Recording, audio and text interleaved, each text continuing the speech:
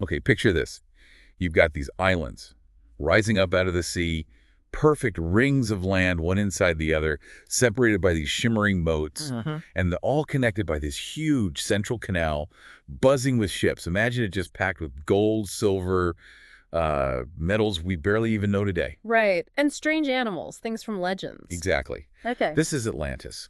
And the first person who really tells us about it is the ancient Greek philosopher Plato, way back around 360 BCE. Yep. In his works, the Timaeus and Critias, those are the key sources. And for, well, millennia. This idea of a lost island has just captured people's imaginations, hasn't it? Sparked so much debate. Absolutely. It's one of those enduring mysteries. So today, on the deep dive, we're really going to plunge into this. Could Atlantis be, more than just a great story? Could it actually hold some real clues about, say, lost civilizations, or maybe even about the Earth's own past? That's the big question we're asking you today. And that picture Plato paints, it's so vivid, so detailed. That's really why the legend sticks, I think. These descriptions from, 2,500 years ago make you wonder, well, what sparked it? Why are we still fascinated? So our plan here is to really look at Plato's original account first. Right. And then weigh the arguments, for and against it being real history, and just try to understand why it still resonates. Okay, let's unpack Plato's version then. He describes Atlantis as this incredibly powerful kingdom, technologically advanced. A major naval power, yeah. Right. He even says they challenged in ancient Athens. And get this, he claimed Atlantis was bigger than Libya and Asia Minor combined. Which is huge for that time. And situated beyond the Pillars of Heracles. Right, which most people take to mean the Strait of Gibraltar. So out in the Atlantic Ocean proper. That's a truly massive empire he's describing. Almost hard to believe. It really is. And he doesn't just describe it, he gives it a whole creation story, too. Oh, yeah. What's the story? Well, according to the tale, Poseidon, the god of the sea, fell in love with a mortal woman, Cleito. And to keep her safe, he built this amazing city for her on this isolated hilltop island with the rings of water around it. Ah, so Poseidon's the architect. Apparently so. And they had children, 5 sets of twin sons. Wow. And the eldest, Atlas, he became the first king. That's where the name Atlantis and Atlantic Ocean supposedly comes from. Atlas. Okay, got it. Now, Plato also goes into detail about their society, right? Well, what was life like there? Yeah, he paints this picture of, initially at least, a kind of golden age, people living in harmony with nature. Really fertile fields thanks to sophisticated irrigation, and the wealth, just incredible. The metals you mentioned earlier, gold, silver. Yes, and this other mysterious alloy he calls orichalcum. Orichalcum. What even is that? Well, that's the thing. Nobody really knows for sure. Some kind of maybe brass or bronze, but Plato describes it as incredibly valuable, second only to gold. They used it everywhere. Tools, decorations. Sounds almost like a utopia. Abundant. Innovative. Exactly. For a time, anyway. That's the key part of Plato's story. It has this almost utopian quality at the start. There's always a but, isn't there? There is. The narrative takes a darker turn. He talks about the destruction of Atlantis around 9600 BCE, according to his timeline. And it wasn't just a natural disaster. Well, it was catastrophic, a single night of terrible earthquakes and floods. Or fires and earthquakes, depending on the translation.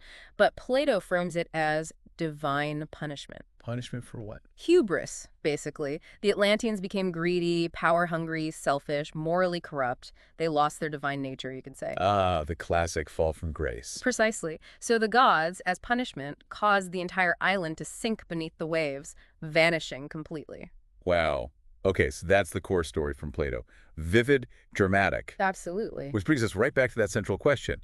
Is any of this real, or is it just a story? The arguments really go both ways. They really do. On the one hand, you have a very strong case that Plato intended Atlantis as, well, an allegory, a philosophical tool. How so? Many scholars think he crafted this whole elaborate tale to illustrate his ideas about ideal societies, good governance. Like in his Republic. Exactly like that. And also, crucially, to warn about the dangers of hubris, of moral decay, of an empire becoming too powerful and arrogant. So it's a cautionary tale, comparing this sort of divine ideal with flawed human nature. That's a major interpretation, yes. It explores that tension between the ideal state and what happens when people lose their way. A theme that's, well, timeless, really. That makes a lot of sense, actually. And people also suggest he might have been inspired by things closer to his own time. Definitely. Some point to, say, the Athenian invasion of Sicily, which was a huge military disaster for Athens, Oh, okay. or the destruction of the city of Helike, which was wiped out by an earthquake and a tsunami right around Plato's era. Maybe he borrowed elements from events like that. Or maybe even older traditions. You hear about Egypt, or maybe even the Trojan War being mixed in somehow. Those connections are debated too. Could Egyptian records of upheavals or perhaps garbled accounts of the Sea People's migrations or even, yeah, a distorted memory of the Trojan War have filtered down to Plato? So he could have synthesized things, pulled from different places. It's certainly possible he wove together threads from various myths, legends, and maybe even real historical events he'd heard about. But then you hit the wall, don't you? The lack of actual physical proof. That's the big sticking point for it being literally true, as described. Despite centuries of searching, there's no definitive archaeological evidence of this massive continent-sized island sinking in the Atlantic around 9600 BCE. Geologically, sinking something that large that quickly is problematic, to say the least. Extremely problematic, yeah. Which leads people to wonder if the inspiration was real, but maybe Plato got the location or the time wrong or exaggerated the scale. Which brings us to Santorini, right? Yeah. The island of Thera. Exactly. That's one of the most popular theories connecting Atlantis to a real event, the Minoan civilization on Thera, now Santorini. They were very advanced for their time. Hugely advanced, yes. A major Bronze Age power. And they were devastated by a colossal volcanic eruption around 1600 BCE, so about 3,600 years ago. So you've got the parallels. Advanced civilization, sudden, catastrophic destruction. It fits in some ways. It does. The eruption was one of the largest in recorded history. It certainly could have wiped out a civilization and maybe spawned legends. But the timing. Ah, yeah, that's the major issue. Robert Ballard, the guy who found the Titanic, he looked into this and he points out Plato says Atlantis was destroyed 9,000 years before his own time, which puts it around 9600 BCE. Right, whereas the Thera eruption was much, much later, around 1600 BCE. Exactly. We're talking about a difference of, what, 8,000 years? That's a huge discrepancy. It's hard to just brush that aside. So compelling idea, the Minoan connection, but the dates just don't line up with Plato's account. Pretty much. Unless Plato or whoever told him the story got the timescale wildly wrong, maybe confusing 900 years with 9,000, which some have suggested, but it's a stretch. And what about that Trojan War idea? Could Atlantis be a sort of distorted memory of that? Some scholars have floated that, suggesting maybe the scale and power of Atlantis is like a magnified echo of Troy or the Mycenaean conflicts. But again, the details in Plato seem quite different, don't they? Concentric rings, sinking island. Yeah. Not really the Trojan War story. No, the specifics don't match up well there either, so you see the problem. Finding a direct historical match is really difficult. Yeah. So the scientific consensus leans pretty heavily towards it being, well, mostly fiction, right? An allegory, maybe inspired by bits and pieces of real things. That's generally where mainstream archaeology and history land, yes. Yeah. Primarily a philosophical construct by Plato. And yet, people keep looking. The fascination just doesn't go away. It really doesn't. The allure of that lost advanced civilization is incredibly powerful. It fuels countless books, documentaries, expeditions. People want to find it. Which kind of leads us into some of the more, let's say, alternative theories out there. There are definitely some interesting and sometimes quite speculative ideas. Like the one about Atlantis being in Southeast Asia. Sundaland. Yes, the Sundaland hypothesis. Proposed by people like Stephen Oppenheimer and Donnie Irwanto. What's the core idea there? Well, it focuses on the end of the last ice age. Sea levels rose dramatically, like hundreds of feet. Okay. And there was a huge low-lying landmass in Southeast Asia, basically connecting modern-day Indonesia, Malaysia, etc., called Sundaland. As the waters rose, this vast area would have been flooded. So a huge, populated region disappearing beneath the waves. That sounds a bit like Plato's description of sinking. That's the connection they make. They argue that this catastrophic flooding of a potentially developed region fits the sinking narrative, and they also argue that some of Plato's details about climate, geography, animals, maybe even the layout fit Southeast Asia better than the Atlantic. And they even suggest a specific spot for the capital, near a coral reef. Yeah, Donnie Irwanto specifically proposed a location near the Gosong Jia Reef in the Karamata Strait, which is now submerged. That's pretty intriguing. A whole civilization potentially lost to rising seas. We would rewrite a lot of ancient history if true. It absolutely would. It challenges the traditional timelines and locations for advanced early civilizations.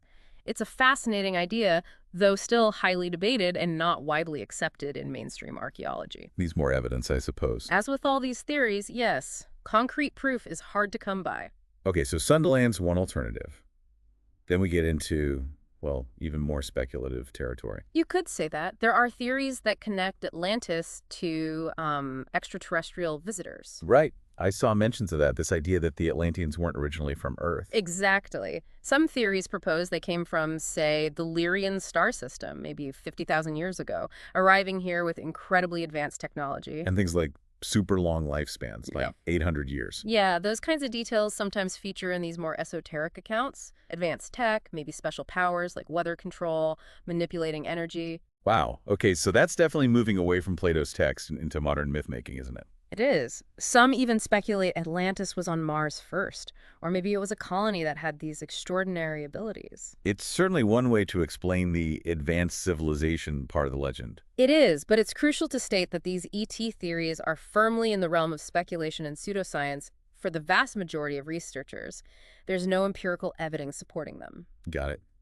But they show how much Atlantis still sparks the imagination, trying to explain this grand lost place. Definitely. And that lasting impact is clear in, popular culture too. Books, movies, video games, Atlantis is everywhere. It just keeps inspiring stories. So, after all this, we circle back. Atlantis. Myth or reality? It's the million-dollar question, isn't it? We've looked at Plato's story, maybe an allegory. We've looked at possible real-world sparks like Thera or maybe even Sunderland. And we've touched on the more out-there ideas like extraterrestrial origins. So where do we land? What's the most likely conclusion based on what we actually know? Well, weighing the evidence we have now, the strongest case really does point towards Atlantis being primarily Plato's invention. A philosophical allegory, perhaps cleverly woven with bits of legends or real events he knew. The lack of hard archaeological proof for his specific description, the size, the location, that 9600 BCE date, that's the biggest hurdle for the real history camp. It really is. Doesn't mean there weren't other lost cities or civilizations, of course. But Atlantis, as Plato described it, that's likely the realm of philosophy and literature. And yet, that mystery lingers, doesn't it? Those intriguing possibilities like Sunderland or just the sheer persistence of this idea of a sophisticated lost world. It leaves a little crack open, maybe. I think it does. It speaks to something deep in us, this fascination with lost golden ages, with secrets buried by time or the sea. Even if Plato's Atlantis is fiction, the questions it raises about history, catastrophe, and human ambition are real. So maybe the final thought for you, our listener, is what part of this whole Atlantis story really grabs you? Yeah, is it the idea of forgotten wisdom, the warning about hubris, or just the romantic notion of a lost paradise? Could there still be some kernel of truth hidden in there somewhere?